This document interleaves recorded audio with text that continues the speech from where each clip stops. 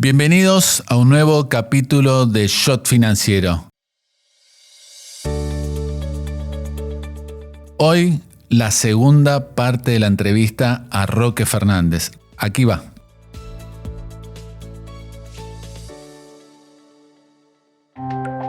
Presenta este episodio AdCap, Grupo Financiero. Somos una compañía con más de 15 años de experiencia. Ofrecemos una diversidad de soluciones financieras orientadas a individuos, empresas e instituciones. Nuestro propósito es impulsar el desarrollo financiero, acercando el mercado de capitales a la mayor cantidad de personas y así contribuir a construir un futuro más equitativo para todos. Seguinos en nuestras redes sociales y conocé nuestras propuestas y servicios.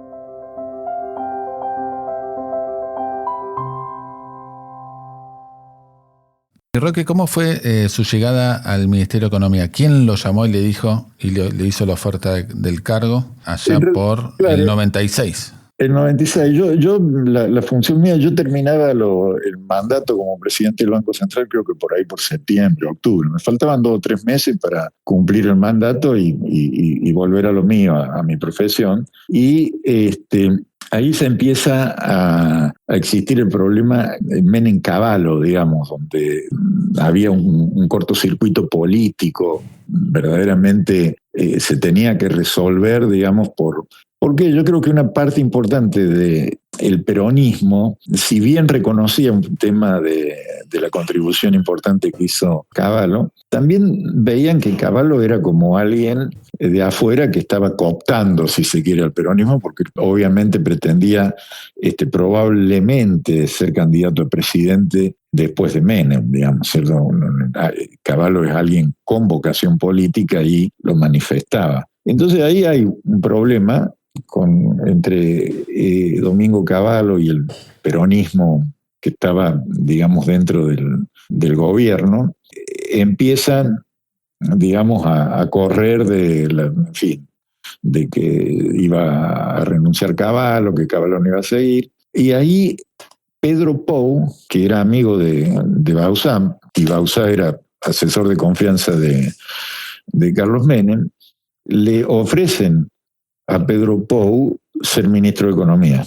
Entonces, Pedro Pou en ese momento se estaba divorciando. Tenía un problema familiar muy complicado y entonces él era vicepresidente mío en el Banco Central. Yo era presidente, Pedro Pou vice. Entonces, él me dice, ¿por qué no vas vos al Ministerio de Economía y yo me quedo como presidente del Banco Central y yo te ayudo desde acá? Pero yo ir al Ministerio de Economía, no me siento, digamos, con la tranquilidad, con todo mi problema particular de asumir esa responsabilidad. Bueno, así que Pedro fue mi jefe de campaña política al Ministerio de Economía sin que yo se lo pidiera, sino que,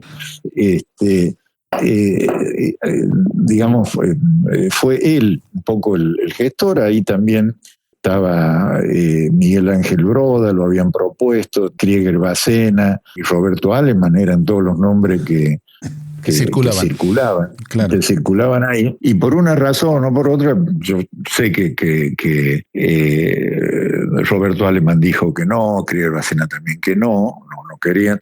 Broda había pedido que necesitaba conversar con los legisladores para ver si iba a tener apoyo legislativo para hacer las cosas. Eso, yo diría, como que no lo vieron viable, digamos, ir por ese lado. Entonces me terminan ofreciendo a mí el cargo de ministro de Economía. Entonces yo digo, bueno, perfecto, con Pedro Pou como presidente del Central, obviamente que vamos a poder trabajar bien, ¿no? Y después, obviamente, también lo pusimos a Pablo Guidotti, secretario de Hacienda, que fue mi mano derecha. Y justo le iba a decir de eso, Roque, porque usted arma un equipo que pocas veces se vio en el Ministerio de Economía con la densidad de doctorados en economía que había en ese ministerio y doctorados en el exterior. Pues yo me acuerdo, estaba Miguel Kigel, creo que también estaba, que es de Columbia, bueno, Pablo Guidotti también de Chicago. Aparecía Rogelio Frigerio, Carlos Rodríguez. Carlos Rodríguez era viceministro. Carlos me ayudó muchísimo en eso, porque él convocó digamos, a un montón de Carola Pesino. A Carola Pesino también. Claro, o sea, sí, Carlos, o sea, obviamente que en ese momento los dos más cercanos que yo tenía era Pedro Pou y Carlos Rodríguez, que habíamos trabajado ya más de 10 años acá en el SEMA, y Carlos hizo una tarea bárbara, porque incluso también estuvo Humberto Petrey, que fue el que me mandó a Chicago, que me recomendó también. La vuelta de la vida, doctor. La vuelta de la vida, sí. Sí, armamos un equipo muy... Una densidad por metro cuadrado de doctorados había en esos años que era impresionante. Y lo más importante es que todos pensábamos lo mismo, sí, o sea, exacto. porque no era un equipo, digamos, coherente, en que todos teníamos la misma visión de las reformas que Argentina necesitaba, o sea que yo ahí nunca tuve, digamos, conflictos de opiniones cruzadas, etcétera, porque toda la gente en realidad trabajamos muy bien y pudimos de alguna manera también convencer un poco a la parte política, porque éramos todos técnicos, no había nadie que pudiera decir, si uno ve, por ejemplo, las críticas que me hacían a mí, era que no tenía cintura política. y yo, claro, yo decía, no se dan cuenta que me están halagando. Claro, mejor. ¿Viste? Porque si no era ceder a cualquier presión. Era un activo, era un activo. Era un activo. Sí, no tener cintura política me fortalecía a mí, porque sí, nos pusimos firmes, había muchas cosas donde yo pude imponer mi punto de vista a pesar de que había unos lobbies infernales, por ejemplo el famoso plan Laura, sí, me acuerdo. De que quería privatizar privatizar la obra pública, querían cobrar 10 centavos de dólar por litro de nafta y dárselo a un ente paralelo a lo que vendría a ser Vialidad Nacional para hacer ruta. No, el Canal Federal. El Canal Federal era otra cosa insólita. Es al final de la gestión. Sí, eso fue al final, pero era un canal que normalmente los ríos vienen de los Andes hacia el río La Plata. Esto era llevar agua desde un valle del sur de Santiago del Estero y Córdoba, llevar hacia la montaña el agua, con bombear agua para el Canal Federal. Era una locura. Encima, lo pudieron frenar. Encima, Roque, a usted le tocó un contexto internacional complicado, porque después, recuerdo, vino Sudeste Asiático, Rusia y corolario Brasil en enero del 99. Sí. Brasil fue también un problema. Pero en el contexto internacional, yo diría que teníamos muy buena reputación. O sea que tuvimos en el tequila, que fue el momento más álgido de esto, porque estaba en cuestionamiento si iba a sostener el sistema bancario argentino, si se caía todo, etcétera. No, tuvimos, digamos, yo recuerdo una anécdota que fue cuando estábamos en el medio de la corrida. Decíamos, iba con Pablo Guidotti recorriendo distintos países de Europa y de Estados Unidos, explicando que Argentina era distinto que México, que nosotros habíamos hecho las reformas estructurales, que habíamos puesto la caja en orden, etcétera. Y en Suiza, lo que vendría a ser el ADEBA suizo, o sea, la Unión de Bancos Suizos, donde estaban los banqueros, dicen, sí, pero tienen que ver un poquito el tema interno, dice, porque ustedes hablan que han hecho toda esa reforma, pero los mismos argentinos no le creen mucho porque nosotros estamos recibiendo todas las partidas de fuga de capitales acá en nuestros bancos. Eso nos dicen los suizos. O sea... el otro lado del mostrador está. El otro lado del mostrador dice, mira, la fuga de capitales nosotros la estamos recibiendo acá. Entonces ahí, digamos, dijimos, bueno, evidentemente... esto es un problema. Y ahí Pedro Pou, que estaba en el Banco Central, inventó el bono argentino, ¿no? ¿Cómo le llamaban? Bono patriótico. Lanzamos un bono de 2.000 millones de dólares, digamos, como para fortalecer el sistema, y se habló con los bancos, con todo, de que apoyaran, y se pudo colocar el bono patriótico, digamos, como dando una prueba de que los argentinos también creíamos en el programa. Y ahí se terminó la corrida del tequila, o sea, porque también ya habían pasado como 3 o 4 meses, se habían liquidado los bancos malos, el sistema ya estaba mejor, digamos, y ahí se paró. Esa fue la más grave de todas. Después, bueno, siempre hubo críticas por el atraso cambiario, después cuando tuvimos también la de Brasil, me acuerdo, reuniones con Enrique Cardoso, el presidente de Brasil, que de muy buena onda, la verdad que tuvimos reuniones, ¿qué es lo que pasaba? Que ahí como que el tema, Brasil mantenía una paridad cambiaria que era razonable para Argentina desde el punto de vista del comercio entre Argentina y Brasil, pero devaluó. Y entonces cuando devaluó, prácticamente todos los productos brasileños se hacían extremadamente más baratos que los argentinos y se daba vuelta la balanza comercial a favor de Brasil en una situación que más o menos estaba equilibrada antes. Entonces hicimos reuniones con Cardoso y le digo, bueno, miren, estamos en Mercosur, el libre comercio en Mercosur, etcétera. Por favor, controlen un poco esto porque esta devaluación que hicieron ustedes nos está produciendo y Cardoso habló con los empresarios brasileños y se pudo controlar la situación. También la superamos. O sea, lo interesante es que al final del 99, Argentina estaba creciendo ya porque esa crisis de Brasil duró el primer y segundo trimestre, pero ya el tercero y el cuarto ya el estimador mensual de actividad económica crecía y crecía bien. Y no solo crecía la actividad económica, sino que la inflación era negativa. Estábamos con 2% de deflación al final del 99. O sea, cuando entregamos el gobierno, Argentina estaba en deflación al 2% anual y Estados Unidos estaba en inflación al 2%. O sea que si uno habla de el índice de paridad de compra o la doctrina de la PPP, sí, uno dice, bueno, el fondo decía de que con todo el proceso que había vivido Argentina, se había atrasado el tipo de cambio Argentina 7%. Pero nosotros decíamos, bueno, pero justo al final del 99 nosotros teníamos deflación de 2% y Estados Unidos inflaba el 2%, recuperábamos el supuesto atraso cambiario a 4% por año, o sea que en 2 años desaparecía el atraso medido por el Fondo Monetario Internacional. O sea que no era una situación que manejable.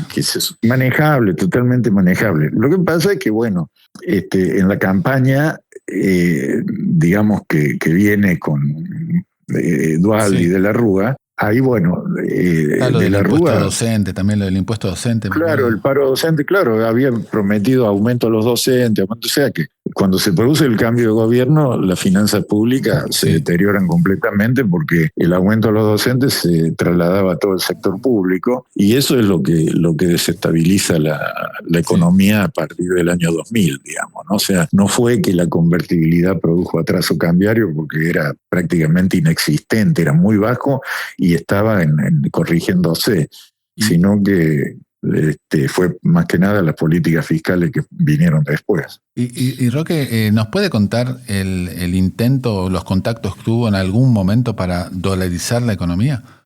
Sí, fue algo que surge con algunas conversaciones. En realidad, Pablo Guidotti y Andy Powell habían hecho un paper sobre el tema de la dolarización. Pedro Pou también estaba entusiasmado con la idea.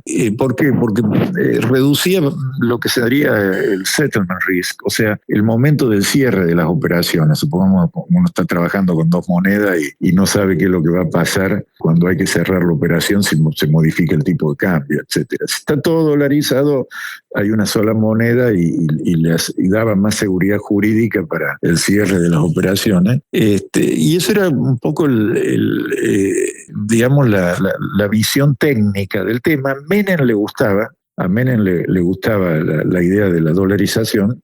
Y bueno, en una reunión en Washington yo me reúno con senadores, ex ministros de Economía o del Banco de la Reserva Federal y discutimos el tema. Yo no lo empujaba al tema, la verdad que lo veía como un análisis que estaba discutiéndose y en una conversación con un asesor del Senado, que fue presidente de la Reserva Federal, en este momento no me viene el nombre, pero era importante porque era asesor de los republicanos en el gobierno. Le decía, bueno, lo que permitiría justificar la dolarización en Argentina es que ustedes nos compartan el señoreaje por los dólares que se van a estar utilizando en Argentina, porque si Argentina crece, supongamos, al 5% por año, la demanda por dinero crece al 5% por año en dólares, claro. Eso es papel pintado que ustedes van a estar pintando allá, nosotros lo vamos a recibir, pero reconozcan un parte del señoreaje porque eso es una ganancia neta y corresponde a Argentina. Entonces, esa era la negociación. Habíamos hablado también con Larry Summers del tema, y yo me acuerdo que esta persona que tuve la conversación me dice, mira, pero yo he hablado de este tema en el Senado, me dice, y creo que era Paul Volcker la persona, era Paul Volcker, claro. Porque siempre me confundo Arthur Burns, que fue anterior, no, era Volcker, sí. Y dice, yo hablando de este tema con los senadores, me dice, incluso llega a sacar un billete de $100 de su billetera y me dice, lo que ustedes están pretendiendo es que, mira, acá un billete de $100, fíjate, acá dice impreso por el banco, el Federal Reserve Bank de San Luis, y hay como 4 o 5 tesoros regionales que emiten, o sea, uno en San Luis, el otro en New York, en fin. Y ustedes lo que querrían es que hacer un dólar como este y que diga impreso en Buenos Aires. Entonces le digo, sí, pero con toda la garantía que vayan y háganlo ustedes, porque no, para no transportar todo lo pueden hacer, pero controlando las cosas, no que no van a dar la máquina de imprimir dólares. Entonces ella dice, no, pero lo que pasa es que en el Senado lo que dicen es, ¿qué pretenden los argentinos? Encima de que le dejamos usar nuestra moneda, pretenden que le paguemos porque usen nuestra moneda. No, de ninguna manera le vamos a dar el señoreaje. Esa fue la discusión que yo me acuerdo que fue bastante amigable, digamos, porque estaban los puntos de vista, pero claro. Nunca estuvimos cerca. Claro. No, lo que se permitió fue habilitar la discusión técnica del tema. O sea que Pablo Guidotti hablaba con los funcionarios de la Reserva Federal, yo hablaba también, Pedro Pou también, o sea, discutíamos el tema, pero nunca se llegó a una propuesta de un acuerdo binacional o algo por el estilo, sino que más que nada fue hablar del tema, no fue más allá de eso. Y Roque, entrando ya en la última parte de la entrevista, ya entrando en los 2000, ¿se imaginaba en algún momento que iba a llegar a tan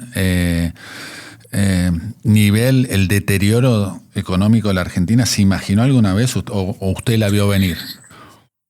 No la vi venir. Honestamente yo pensé que todo lo que habíamos hecho era irreversible, que no nos iba a dar vuelta, que no, para mí fue una, qué sé yo, una decepción. Pensar que el primer documento de trabajo del SEMA era hacia una reforma del sistema previsional para privatizarlo y crear cuentas de capitalización y seguro, un sistema completamente diferente a que nacionalizaran de nuevo, o mejor dicho, que expropiaran los fondos. Sí.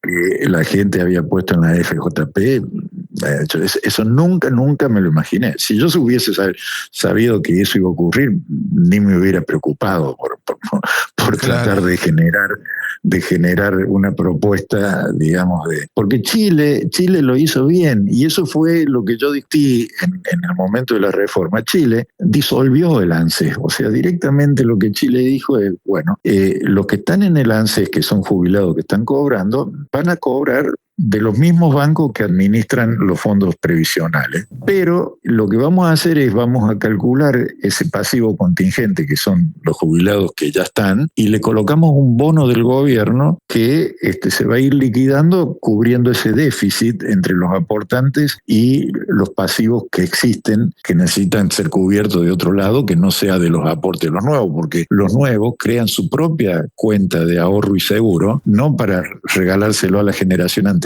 sino que para su futuro liquidación y mantener el sistema. Eso le permitió a Chile tener un mercado de capitales impresionante. Nosotros hemos visto Falabella, no sé, una cantidad de centros comerciales puestos por los chilenos, financiados por la FJP de Chile. El mercado de capitales de Chile se desarrolló en forma extraordinaria. Y acá, digamos, hicimos al revés, digamos, dejamos el ANSES y el ANSES se tragó a las FJP y se establecieron las jubilaciones de privilegio. No hay vínculo entre los aportes que hacen los afiliados y los beneficios que reciben, porque es una caja que se distribuye políticamente el ANSES. O sea, no, yo nunca me imaginé que eso podía pasar, o sea, no. Sí. No, el 2015 hubo, si se quiere, un nuevo, como podríamos decir, una nueva surgimiento de la esperanza con la gestión de Mauricio Macri. Ahí también ahí se imaginó que iba a terminar mal o realmente también fue otro desencanto. No, ahí yo no me siento desencantado. Porque, de nuevo, yo estaba un poquito más tratando de criticar, pero para que se hicieran reformas que no se hicieron, digamos. O sea, claro. Ahí de nuevo empiezan una política que para mí es pésima, que es tasa mata dólar. O sea, que cuando ven que el dólar suben la tasa de interés para que la gente haga plazo fijo y no compre dólares, pero esos plazos fijos también tenían remuneración por parte del Banco Central. O sea, recién en el momento, en este gobierno, se saca la remuneración de los encajes. En el gobierno de Macri eso siguió con esa política, tasa mata dólar, y en realidad la tasa te termina matando el país, porque es emitir dinero para pagar intereses sobre el dinero. Claro. Yo creo que eso se cortó. Creo que, en cambio,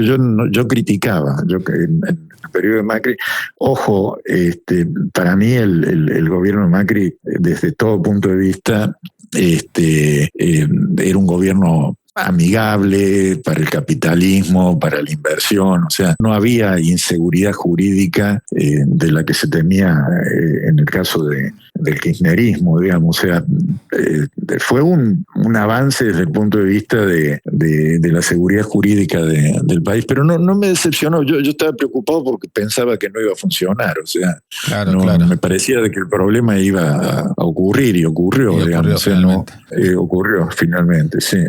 Y últimas dos preguntas, Roque. La primera es Javier Milei. ¿Cómo lo conoce y cómo está viendo la gestión actual?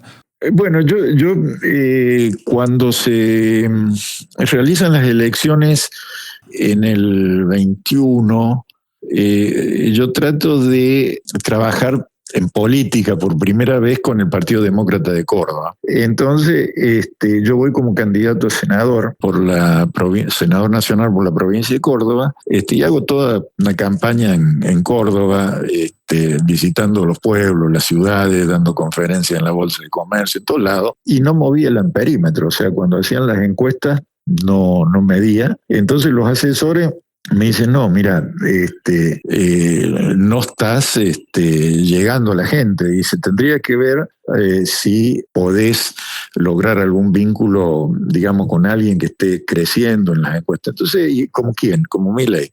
Bueno, lo llamé a Javier Milei y dejé la campaña en Córdoba, me vine acá a Buenos Aires y nos reunimos por primera vez personalmente. O sea, yo ya sabía quién era él, pero personalmente no había tenido mucho contacto. Y entonces firmamos un documento entre nosotros dos, digamos, en el cual él me apoyaba, senador en Córdoba, mencionaba como potencial candidato a senador, que obviamente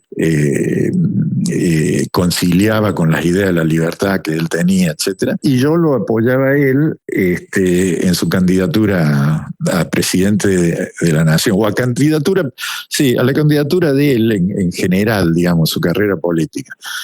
Entonces, esa fue la primera reunión que tuvimos. Después nos vimos en distintas conferencias y reuniones, pero ese fue digamos, el tema. Yo después, evidentemente, no alcanzó con el apoyo que me dio Milei, seguí sin medir nada. Los cordobeses, digamos, cuando yo voy y doy una conferencia en el Círculo Rojo, sí, digamos, me conocen, etcétera, tengo muchísimos amigos, pero en el pueblo de Córdoba no existo, digamos. O sea que dije, bueno, hice lo que pude, y seguí, digamos, en el Partido Demócrata. Después en la Convención Nacional del Partido Demócrata apoyamos la candidatura de Milei presidente, o sea, yo representando a Córdoba, apoyamos, y hasta ahí fue, digamos, un poco la cosa personal mía con Javier. Después lo vi, alguna vez intercambiamos WhatsApp, algunas cosas, pero hubo otro evento que lo lideró Carlos, digamos, que era un consejo de asesores, que también formé parte del consejo de asesores que dirigía Carlos, pero, digamos, después Carlos se distanció porque él pensó que en fin, que no estaba cumpliendo ningún rol ahí, pero a mí eso no me afectó en lo más mínimo, digamos. Se lo afectó un poco más a Carlos que a mí, que yo acompañaba, nomás no había creado ese consejo. O sea que hasta ahí voy bien, digamos. No me gustan las reformas estructurales, me gusta mucho lo que está haciendo Federico Sturzenegger. O sea, todo eso me gusta. Y si uno ve los últimos, yo diría, eventos, ¿viste? Como que yo veo que esto que ocurrió con Jorge Macri, o las cosas, yo como que estoy en el medio de gente que he conocido y que me gustaría que se unan, no que se peleen, digamos. Claro. Pero bueno, son cosas de la política que en fin, he visto mucho de esto, y así como se pelean, después se abuenan, digamos. O sea que no son momentos. Sí, son momentos. Sí. Y Jorge, acá, Roque, acá en Chat Financiero siempre terminamos con consejos a jóvenes estudiantes. Ustedes que seguramente lo van a escuchar por la actividad docente que nunca dejó, ¿no? Y que claro, nunca dejó, conviene resaltarla, que nunca dejó y que sigue siendo un lujo para todos los estudiantes de la UCEMA, ¿no? No, yo creo que la economía es muy, muy importante desde el punto de vista de cómo ordena el pensamiento de una persona, ya sea que se dedique economista profesional o tenga una actividad empresaria. Yo creo que es una formación fantástica. O sea, y enfatizo mucho la parte de teoría económica, la parte de teoría de precios, teoría monetaria. Yo creo que eso es muy, muy bueno. Hagan lo que hagan. Si quieren ser economistas profesionales, pueden serlo. Si quieren ser empresarios, yo creo que les sirve muchísimo, muchísimo. Para mí, genera una forma de ver los problemas, de pensarlos. No es dogmática, o sea, cuando uno inmediatamente tiene alguna idea, siempre tiene la posibilidad de verificarla, si se cumple o no se cumple, si las predicciones son buenas, si fallan, cómo se puede modificar si uno está cometiendo errores en las predicciones. O sea, para mí es un mecanismo muy, muy idóneo para el desarrollo profesional y personal. Así que yo diría que yo profesionalmente disfruto mi profesión, no es un trabajo, es algo que verdaderamente me da placer. Y yo calculo que hay mucha gente que cuando empieza a entender de teoría económica y aprende, le va a pasar lo mismo, lo va a llevar adentro como parte de su forma de encarar los problemas y manejarse en la vida. O sea que creo que es muy bueno. Y bueno, yo los estimulo. Gary Becker decía que era como una suerte de una ciencia que se iba expandiendo, como si fuera un imperio, ¿no? Totalmente, porque uno lo puede aplicar en todo. Lo puede aplicar, o sea, Gary Becker fue un maestro de extender esto, qué sé yo, por ejemplo, Crimen y Castigo, digamos. Claro.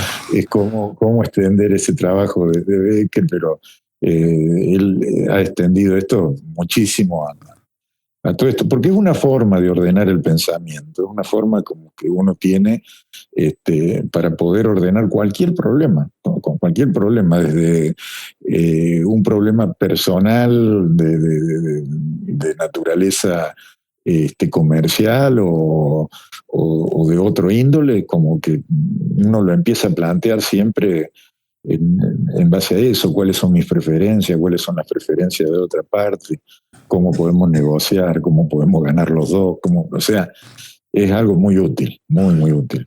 Roque, desde aquí de Shot Financiero le mandamos un gran abrazo, muy agradecidos por su tiempo, muy generoso, y saludos a su familia. Bueno, Willy, muchísimas gracias. Loli, mi señora, siempre se acuerda de vos, te ve en la televisión, sí. Sabe que teníamos esta reunión y te manda muchos cariños. Bueno, realmente un lujo haberlos conocido. Bueno. Abrazo enorme, okay. Roque. Hasta luego. Un abrazo.